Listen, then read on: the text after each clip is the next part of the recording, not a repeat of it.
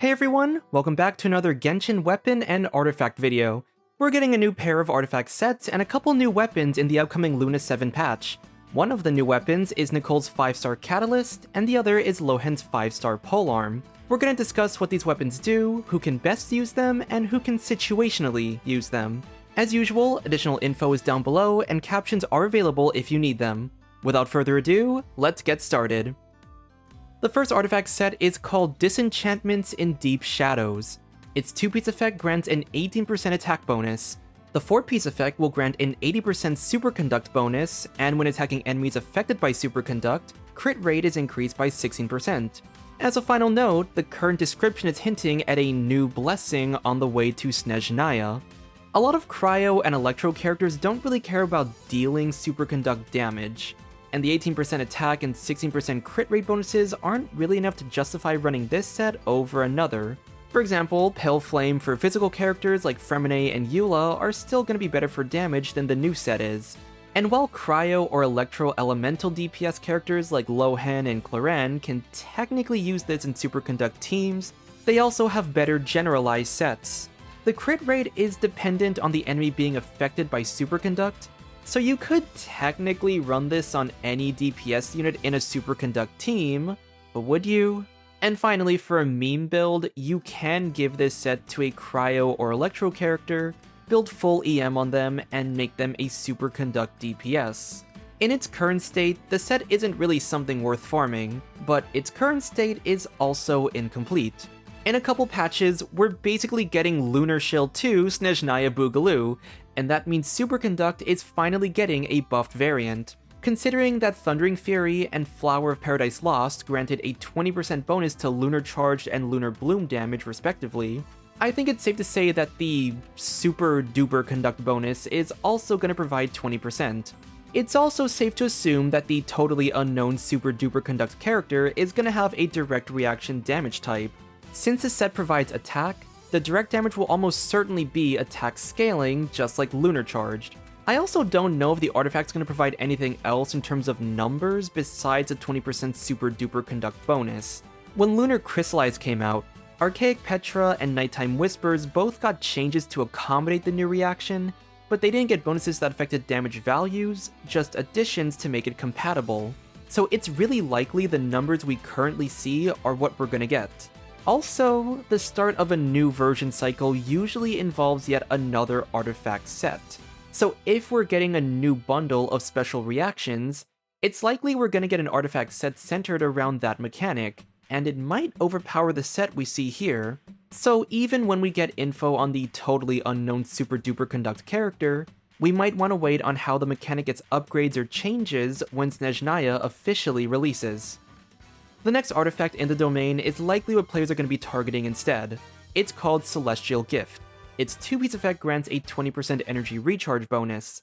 For its 4-piece effect, the user has to be a Hexarai character, so everyone who's not Hexarai is already ineligible, which sadly means we can't do the niche and meme builds part for this set. Casting a skill grants a 20% team-wide elemental damage bonus for 20 seconds, and the element is based on the user's own element. But if your party has the Hexarai effect, the bonus increases to 40%, and it'll also grant a bonus of the active character's element.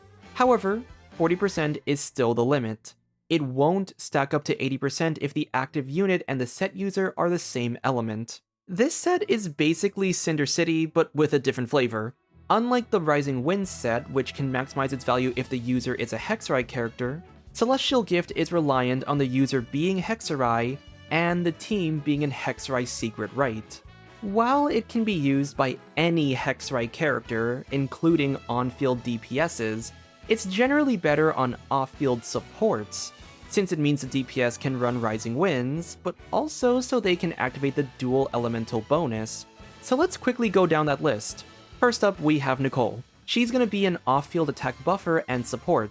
She puts nearly all of her utility into buffing, so this is her best option. Next up, while animal supports like Venti, Sucrose, or the new character Prune are great when running Viridescent Veneerer, they can also run the Hexarai support set as an alternative option. For nearly every other Hexarai support, the new set is their best in slot when acting as a support. since their current best options are better for personal damage.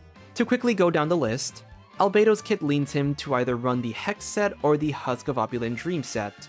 Fischl can run the Hex set or Golden Troop, Durin can run the Hex set or Rising Winds, and finally, Mona can run the Hex set when she's an off-field support. If you run her as an on-field driver and DPS, she's only able to provide 40% Hydro damage. So unless you have some sort of mono Hydro comp with Hydro off-fielders, she's better off with Rising Winds when played on-field. In addition to deciding whether you want to build them as a DPS or support, you also need to keep in mind that giving them this set is going to soft-lock them into Hexarai teams, and many of these characters are still perfectly functional in non-Hexarai comps. So if you are going to go for the set, I recommend saving the old builds just in case the new set isn't useful in a couple teams. Now that we've covered the artifacts, let's talk about the weapons. The first is Nicole's signature catalyst, Angelos' Is it Heptides or Heptades? Last time I said a name wrong, someone claimed I was using an AI voice, cause God forbid A man mispronounces a word. It's whatever, it's probably the same illiterate wannabe witch hunter that thinks an M- is proof of AI writing. Okay, most of my search results are coming up as Heptades. Anyway, Angelos' Heptades has a 741 base attack with a 16.5% attack substat. At R1, you get another free 12% attack, making a total of 28.5% from the get-go. For 20 seconds after the user casts a shield, the active character deals 10% increased damage for every 1000 attack they have, up to a max of 26% damage bonus or a build target of 2600 attack. Casting a shield also grants 14 energy to the user, which can occur once every 14 seconds. It can also trigger when you open a chest outside of combat, so I guess the weapon has exploration power creep now. Finally, if the Hexarai passive is unlocked, off-field Hexarai units gain half the damage bonus, which is a 13% max bonus. Naturally, this works best on Nicole, allowing her to stack up a lot of attack for her shield, attack buffing, and provide extra damage to the team. While her burst isn't necessary for general buffing and utility, the energy effect will still be good for those who want to have her projection attacks enabled in a fight. She also pairs well with other Hexarai characters such as Durin, Fischl, or an off-field Venti, making the 13% damage bonus much more useful. For other users, you can either use it as an attack stat stick, or you can use it for the shield-focused damage bonus. For a pure attack stat stick, DPS units can naturally get a lot of attack for their damage, but it can also be used on supports like Shan Yun for her healing and plunge damage buffing, or Charlotte for her healing and her... healing. Prune's kit is also attack scaling. One of her passives is that she provides a damage bonus based on her attack stat, and she wants a lot of attack, so this weapon will be great for buffing up the stat. The other side of the weapon is the shield-dependent passive. Characters who can make a shield include Baizhu and Citlali, but both of them are non-attack scaling, so building attack on them for the sake of maxing out the passive is going to split scale their utility. In a niche scenario, Yanfei at C4 can trigger this passive. While her shield is HP scaling, her damage is still attack scaling. So on top of the crazy attack, she can buff her damage by 26% if you can hit the threshold. Even more niche, when Ningguang creates a crystallized shield, she can also trigger the shield effect. She has to actually make the shield on field, so keep that in mind if you play her as a quick swap support. But when you play her on field, this should be a non-issue, and you can run the weapon similarly to Yanfei. Finally, the character who makes the best use out of both passives is Lanyan. A lot of people like to use her as an on-field driver for Swirl, and when you do that, her secondary scaling in EM works a bit better, so you can run her with Citlali or Mizuki signature weapons. But for those who use her in the quick swap shield playstyle, attack is going to be her better option, and for that playstyle, Nicole's weapon will be Lanyan's new best. Thankfully, the Hexarai effect isn't too crazy, so even if she and the other alternative users can't easily use the passive, it won't be that much of a hindrance. Finally, we have Lohan's signature weapon, Disaster and Remorse. Funnily enough, Lohan called something else Disaster and Remorse when he took me to bed last night. It has a 674 base attack and a 22.1% crit rate bonus. Its main passive is called Dolorous Stroke. Funnily enough, that's what Lohan called his special move when he took me to bed last night. Casting a skill grants an initial bonus called Path of Conflict for 17 seconds. On top of that, it grants two smaller bonuses for 3 seconds. The first is called Unforgivable, which is the same thing Lowen said to me when I demanded to be on top. This bonus grants a 40% normal and charge attack bonus. The second bonus is called Irreparable, which is what I was when Lowen finished crack. Irreparable grants a 40% skill and burst damage bonus. While the damage bonuses last a very short time, which is something Lowen knows a lot of... I'm sorry, I need to stop. While the bonuses last a short time, you can extend the duration. The normal and charge attack bonus gets extended by 1 second when you deal skill or burst damage, and the skill and burst bonus gets extended by 1 second upon dealing normal or charge attack damage. When Path of Conflict ends or when the user leaves the field, both damage bonuses also end.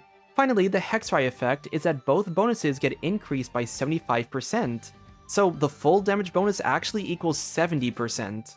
Phew, that was really wordy, even without the Gunnar parts. So to put it simply, you get a normal and charge attack, skill, and burst damage bonus, but the only way to maintain said bonuses is to consistently deal normal or charge attack, and skill or burst damage. Lowen can easily use the passive because he's an on-field DPS who specializes in dealing a variety of damage types. His skill also hits 4 times, allowing him to extend his duration by 4 seconds per use. His burst hits 6 times, which is a 6-second increase. As a general stat stick, it's still good for damage in its base attack and crit stats. The struggle is making it useful for other characters. For characters who specialize in normal or charge attack damage, they would need to deal skill or burst damage at an average rate of 1 time per second, and unfortunately the on-fielders don't really have abilities that provide that kind of uptime. The characters who use it a bit better are actually off-fielders. You have to play them in an on-fielding role, but by doing so, you can buff their skill or burst damage hits. For example, lots of players like to play Emily on-field with C6 Bennett. This allows her to act as a pyro driver and DPS, while also using the attack bonus to buff her main sources of Dendro damage. Even better, a level 2 skill deals 2 hits of Dendro damage every 1.5 seconds. This results in a net positive of 0.5 seconds for the uptime, so you can actually maintain the normal and charge attack bonus. Escoffier's skill hits in an interval of once a second, so if you play her on field, she should also have full uptime on both weapon bonuses. But I'd say the normal and charge attack bonus is better if you play her with Chongyun as a cryo infuser.